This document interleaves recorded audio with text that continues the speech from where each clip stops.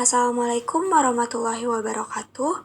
Yang terhormat Ibu Hikmah Rahma MSI selaku dosen pengampu mata kuliah statistika.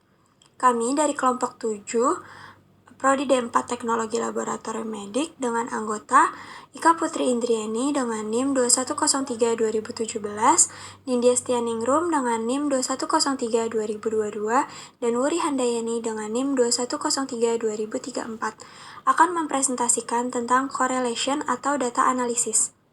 Yang pertama ada pengertian, yang kedua ada klasifikasi, yang ketiga ada pengukuran, dan yang keempat ada contoh.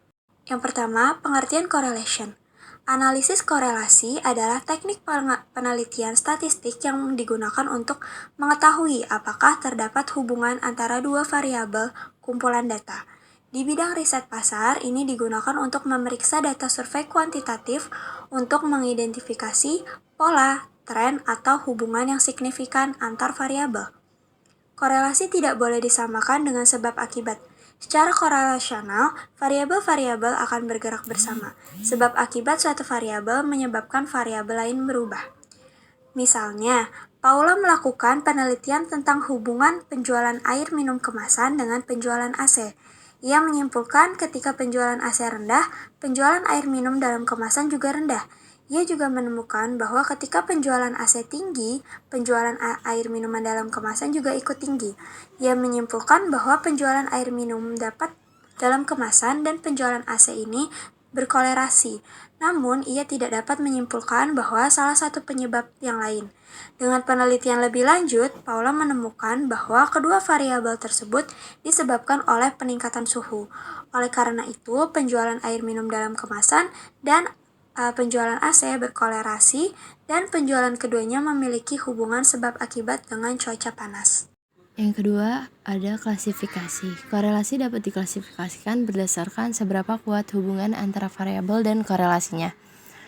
Yang pertama ada high and low correlation. Ketika variabel-variabel memiliki korelasi yang tinggi, maka variabel-variabel tersebut akan memiliki hubungan yang kuat satu sama lain.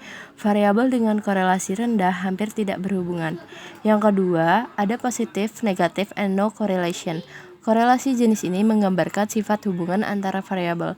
Korelasi positif menunjukkan kenaikan atau penurunan suatu variabel yang menimbulkan perubahan serupa pada variabel lainnya. Yang kedua, ada korelasi negatif yang menunjukkan bahwa kenaikan atau penurunan suatu variabel akan menimbulkan efek alternatif pada variabel lainnya.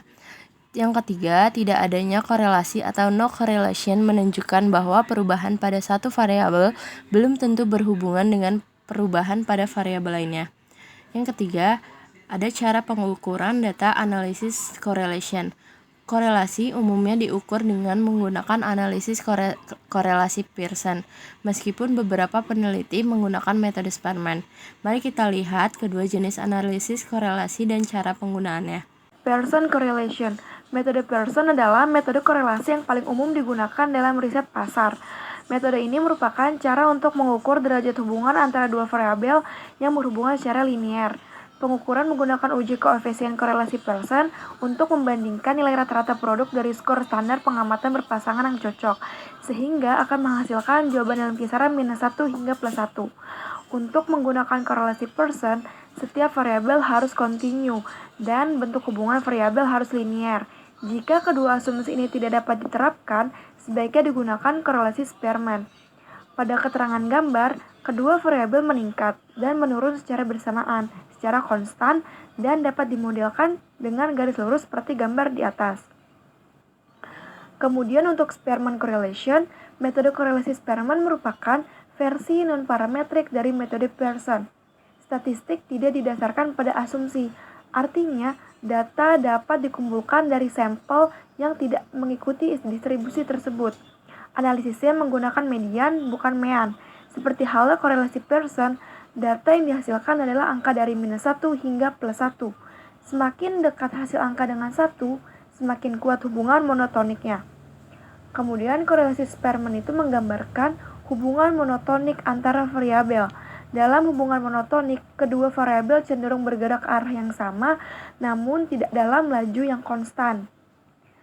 Sebagai contoh, Perusahaan A ingin menguji apakah user experience yang berjalan dengan baik memiliki korelasi positif dengan peningkatan App Store yang lebih tinggi. Setelah dilakukan pengujian, ditemukan fakta bahwa ketika yang satu variabel meningkat, variabel lain juga mengalami peningkatan. Perusahaan tidak mengatakan user experience yang baik menyebabkan ranking yang juga bagus. Namun, perusahaan mengatakan user experience sangat berkaitan dengan ranking di App Store.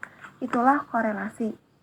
Sekian presentasi dari kelompok kami, kurang lebihnya mohon maaf. Wassalamualaikum warahmatullahi wabarakatuh.